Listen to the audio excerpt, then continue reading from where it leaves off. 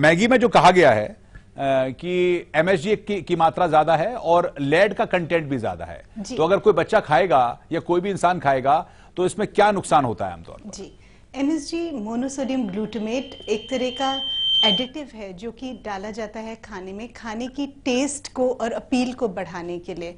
और कई सारे ऐसे खाने जो थोड़े ब्लैंड होते हैं, जैसे कि सूप है या चाइनीज फूड है, उनमें एमएसजी का सेवन बहुत आम है, क्योंकि वो एक तरह का फूड इन्हांसर होता है, टेस्ट इन्हांसर होता है। कई देशों ने एमएसजी के इस्तेमाल पे रोक लगा रखी है। कई सारे एफडीएज ने दुनिया में एमएसजी का इस्तेमाल बिल्कुल मना कर दिया है खाने की चीजों में। ये एडिटिव बताया आपने कि एडिटिव होता है, मतलब एक तरह से फूड एनहेंसर या टेस्ट को बढ़ाने के लिए होता है। मुझे आपकी आवाज जी, मेरा सवाल ये था कि आपने जैसे कहा कि ये स्वाद को, टेस्ट को बढ़ाने के लिए होता है। जी, एमएसजी बेसिकली दो चीजों के लिए इस्तेमाल होता है। एक तो वो टेस्ट को या फिर आप फूड की एक्सेप्टेबिलिटी को बढ़ाने के लिए इस्तेमाल होता है, उसको खाने से खाने में टेस्ट ज्यादा आता है। दूसरा उसका इसलिए भी इस्तेमाल होता है कि कई सारी फूड चीजें जो कि प्रिजर्व की जाती हैं या प्रोसेस की जाती हैं, उनको एमएसजी डालने से उनके जो क्वालिटी है या उनकी जो एक्सेप्टेबिलिटी है, जो उनका टेक्सचर है, वो ज्यादा अच्छा मेंटेन होता है और वो स्टील नहीं होती हैं। वो चीजें खाने पर उतनी ही ताजी लगती हैं जितना कि जब उनको प्रोसेस करके पैक किया गया। अच्छा, तो दूसरा सवाल इसमें यह पैदा होता है कि फिर एमएसजी कुछ देशों ने बैन क्यों की है और क्या इसकी कोई परमिसिबल लिमिट भी होती है? मतलब इतना डालो तो ठीक है, इससे ज्यादा होगा तो नुकसानदेह हो सकता है। हाँ जी, बिल्कुल परमिसिबल लिमिट होती है। तो एफडीए की गाइडलाइंस हैं कि एमएसजी की एक परमिसिबल लिमिट होती है, जैसे कि 0.01 ppm बोलते हैं फूड में। बट एमएसजी का कोई रोल नहीं है हेल्थ में। कोई भी रीजन नहीं है कि फूड कंपनीज को या किसी भी तरह के खाने को एमएसजी यूज करना चाहिए, क्योंकि वो हमें कोई भी फायदा नहीं देता है, नुकसान का ही कारण बनता है। तो क्या ये जैसे मैगी की तरफ से और खासकर नेस्ले इंडिया की तरफ से कहा गया कि हम तो एमएसजी डालते ही नहीं है और जो ये प्रोडक्ट्स जिससे कि मैगी बनती है उसमें नेचुरली एमएसजी का कंटेंट होता है, लिहाजा ये हो सकता है। तो क्या ऐसा पॉसिबिलिटी है कि जिस भी चीज से मैगी बन रही है या कोई भी प्रोडक्ट बन रहा है उसमें एमएसजी अगर है नेचुरली तो वो फिर इनहेंस हो जाए, बढ़ जाए?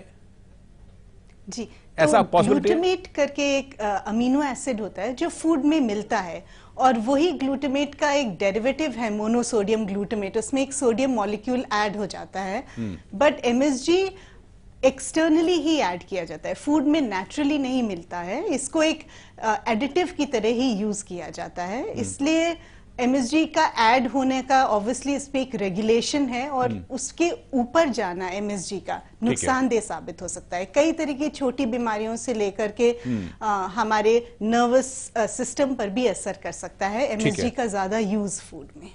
आप बने रहिए हमारे साथ, वक्त एक छोटे से ब्रेक का हो चला है, ब्रेक के लिए रुक रहे हैं यहां पर। उसके बाद लेड की बात भी करेंगे कि लेड कितना नुकसानदायक है। और एक सवाल यह भी पैदा होता है कि 2014 में अगर की शुरुआती महीनों का अगर ये सैंपल लिया गया है तो क्या फिर उसके बाद क्या उससे भी कुछ स्थिति बदलती है? छोटे से ब्रेक के लिए रुक रहे हैं, जल्द लौटेंगे।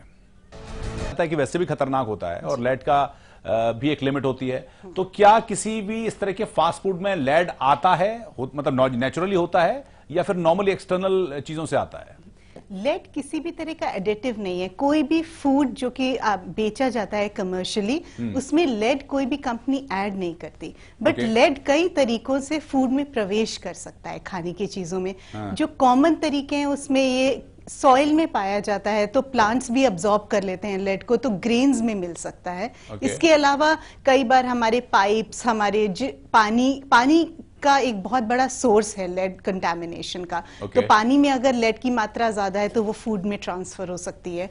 कई सारी क्रॉकरी या कुछ हम जो खाने का इस्तेमाल करते हैं बर्तन, उनमें लेड की कुछ कोटिंग्स होती हैं, तो उससे भी लेड जा सकता है। लेकिन ये तो पकाने के दौरान होगा। अगर हम मैगी की जांच भी हुई होगी तो फिर वो कच्ची अगर जांच है, मतलब बिना पकी हुई, तो क्या उसमें लेड की पॉसिबिलिटी किसी भी तरह से आने की हो सकती है? जी, तो मैं इस पे यही कमेंट करना चाहूंगी कि लेड अगर मैगी में पाया गया है किसी भी लेबोरेटरी में, तो वो या ऐड तो जरूर नहीं किया होगा नेस्ले ने, वो आया होगा किसी सोर्स से, या तो पानी के सोर्स से, या जो उन्होंने व्हीट यूज किया है, या जो भी फूड सोर्स यूज किया है उसके थ्रू, या कई बार ये प्रोसेसिंग के थ्रू मशीन से वो ट्रांसफर हो सकता है उसके अंदर। एक सवाल और पैदा हो रहा है, मतलब जो डाउट पैदा हो रहा है, मतलब इसको अगर एक एंगल से तो इस तरह देखा जा रहा है कि देखिए मैगी खाइए, अगर आप मैगी खाते हैं तो पेट में दर्द हो जाएगा।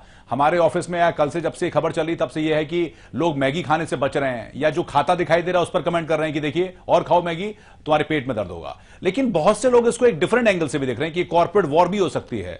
मैगी इतने साल से चल रही थी, तब तक प्रॉब्लम नहीं हुआ था।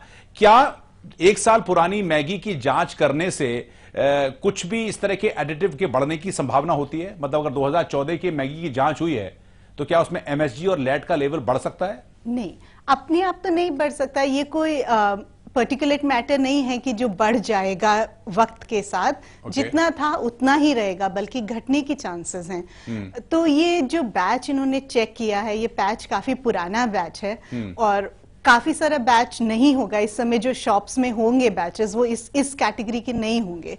तो आई डोंट थिंक कि वक्त के कारण या क्योंकि पुराना बैच चेक किया गया इसलिए एमएसजी या लेड ज्यादा मिला है उसमें। क्या हमारे यहाँ जो फूड स्टैंडर्ड्स हैं या फिर जो क्वालिटी कंट्रोल एफएसएसआई के द्वारा होती है उसमें ये रिकमेंडेशन है कि अगर दुनिया के कुछ देशों ने एमएसजी को बैन किया हुआ है तो हिंदुस्तान में भी बैन हो और उसकी एक प्रॉपर मार्किंग हर फूड प्रोडक्ट पर लिखी जाए? हाँ, रेगुलेशन तो बहुत अच्छी चीज है जितना हम रेगुलेशन कर सकें, क्योंकि जैसे कि ऑलरेडी एस्टैब्लिश हो चुका है एमएसजी का कोई रोल नहीं है, सिर्फ नुकसान ही कॉज करता है।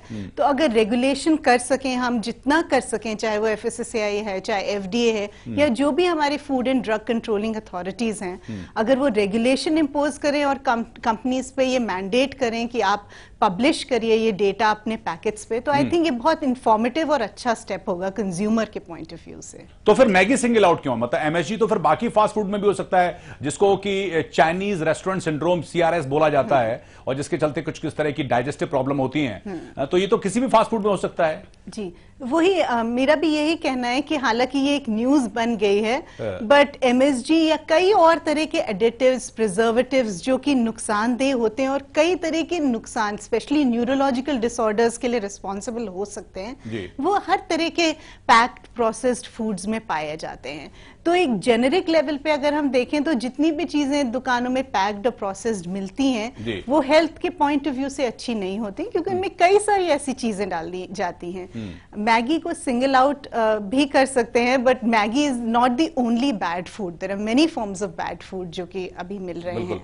कोल्ड ड्रिंक के बारे में कहते हैं कि कोल्ड ड्रिंक ज्यादा मत पीजिए, अगर पीते हैं तो उससे नुकसान होता है। पहले तो लोग लस्सी, छाछ या इस तरह की चीजें पीते थे, लेकिन आजकल लोग जानते भी हैं फिर भी कोल्ड ड्रिंक ज्यादा पीते हैं। जी, तो हम बहुत ज्यादा कन्वीनियंस की तरफ चले गए हैं। हम चाहते हैं कि जो भी हमें फटाफट मिल जाए और एक क्विक फिक्स सोल्यूशन हर चीज का चाहिए। तो क्योंकि वो बॉटल्स को प्रोक्योर करना और इतना रीजनेबली प्राइस किया हुआ है, उनको इतनी अफोर्डेबल है कि हर कोई उनको पी सकता है। लस्सी शायद महंगी पड़ती होगी सॉफ्ट ड्रिंक पीने से ज्यादा, तो और उसको बनाना, उसकी अफोर्डेबिलिटी, उसको प्रोक्योर करना मुश्किल है। इसलिए हम जा रहे हैं ज्यादा पैक्ड प्रोसेस चीजों की तरफ, क्योंकि उनको बनाना आसान है। टेस्ट का अपील भी बहुत ज्यादा है इनमें। क्योंकि तो एक आम आदमी क्या करे? घर में एक जो हाउसवाइफ है, घर में जो माँ है, बच्चे हैं, वो क्या करें? मतलब अब एक लाइफ स्टाइल इस तरह की है कि टोटल छोड़ा भी नहीं जाता लोगों पे, और क्या इस तरह की चीजों पर पूरी चीज लिखी हो, उसको पढ़ता भी कोई नहीं है कि कितना सोडियम है, कितना एमएसजी है, कितना लेड है, अगर और फिर चेक कैसे करेंगे?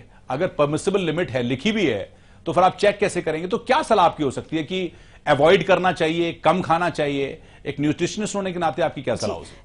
एज ए न्यूट्रिशनिस्ट मेरा सबसे पहला कहना यही है कि खाना जो है हमारे लिए एक फ्यूल की तरह, जैसे हम गाड़ी में पेट्रोल भरते हैं ना, वही उसका रोल है।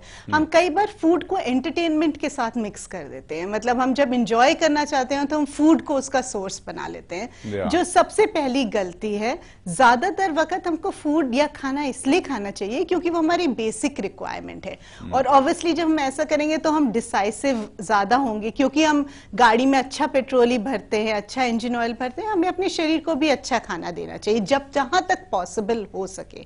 कंप्लीटली बैन करने की बात नहीं हो रही, बट जुडिशियस यूज और कम यूज बहुत जरूरी है। वैसे कोई ये भी कहता है कि एक्सेस तो हर किसी चीज का बुरा है। अगर आप एक्सेस मैगी खाएंगे तो भी बुरा है, और एक्सेस कोई और चीज खाएंगे वो बड़ी नेचुरल हो तो भी शायद बुरा है। हाँ जी, बिल्कुल, ये भी एक बहुत ही अच्छा पॉइंट आपने बोला कि किसी भी चीज की अति बुरी होती है, इसीलिए हर चीज मॉडरेशन में, चाहे हम शुगर्स की बात करें, चाहे किसी भी चीज की बात करें, चाहे प्रोटीन ही हो, कई लोग प्रोटीन का ओवर यूज करते हैं तो उससे और नुकसान होते हैं, तो moderation is the key, I think.